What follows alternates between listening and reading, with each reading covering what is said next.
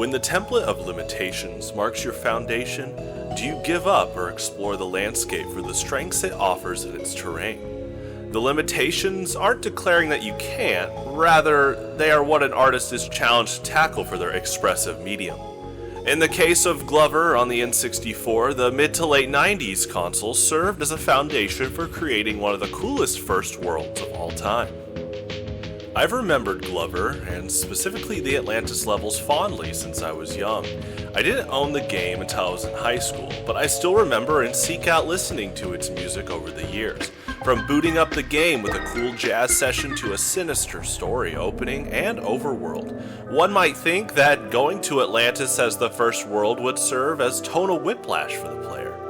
But it's through the gameplay experience that one finds themselves in a world that sits on the fence of welcoming and unknown, one that defines the oxymoron of calming adversity.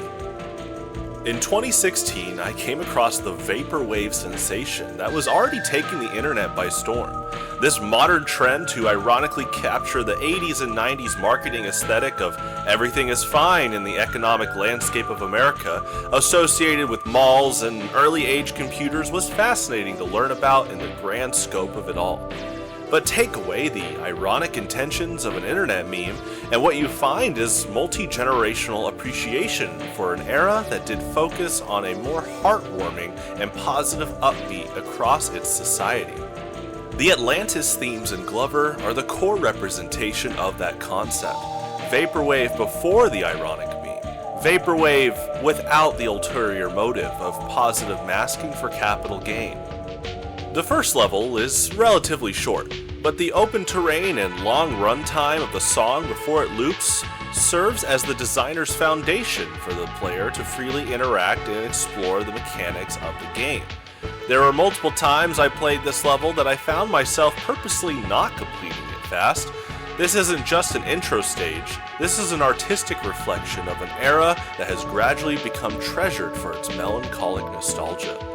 If it weren't for the new but limited technology of the Nintendo 64, we wouldn't get Glover how it was. The PlayStation 1 port gave us a glimpse of that with an ironically less desired version of the soundtrack from the general masses.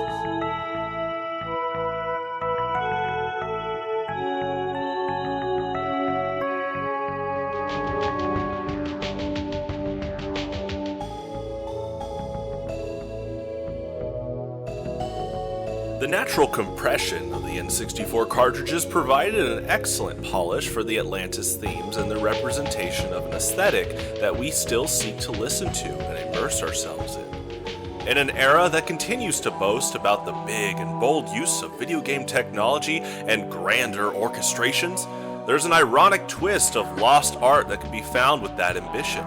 This isn't to say that games and soundtracks with bolder budgets and titanic music technology are worse, but it's important for game designers to not lose sight of the concept of less is more.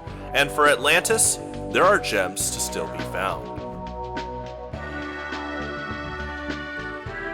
From the uplifting spirits of enjoy yourself to the melancholic appreciation of resonance, the past 10 years of vaporwave and synthwave music have demonstrated an artistic drive beyond what started as just an ironic meme. Glover's Atlantis isn't just vaporwave before vaporwave. It's an impactful, nostalgic experience that continues to grow in its multi-generational accolades. Hopefully, one day, we can take the magic of Atlantis and expand upon the bountiful human treasures it gives to people, one cherished memory